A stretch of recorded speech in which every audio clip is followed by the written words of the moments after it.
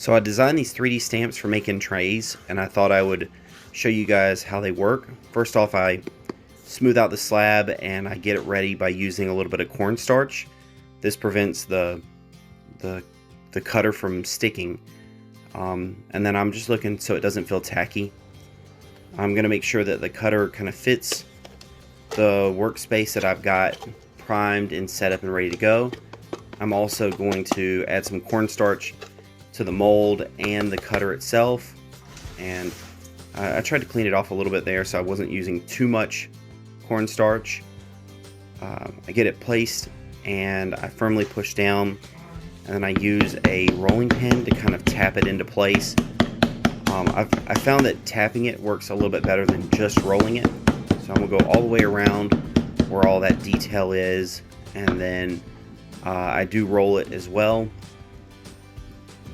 After I've done that, I'm going to line up my cutter. This is really where the magic happens. This cutter makes your lines so much cleaner than if you were just to cut it out with like a needle tool or a potter's knife. I also use a rolling pin to push that down. I then just take a little rib and cut the clay away, and you'll see how easily it pulls away. It's so nice. At this point, once I get both of them moved away, I'm just going to flip everything over and kind of make sure that I have a nice clean push through on the bottom. And at this point, I have found that it's easier to lift the cutter off with the form still in. That way you can see all those like really nice fine details, or those little leaves that are kind of hanging off. They really hold in place, so I don't have anything lost to like breakage.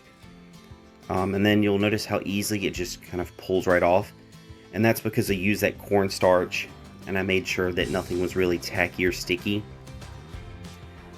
I do have a little bit of extra cornstarch that we'll have to burn off in the kiln, but at the end of the day, that's not that big of a deal. And I'm just making sure that everything looks good.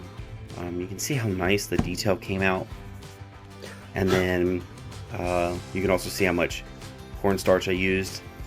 Maybe used a little bit too much, but once again, it's not going to hurt anything. And then I've been making my own like wooden forms to work with all of these large cutters that I'm making. So then I just put this on a piece of foam,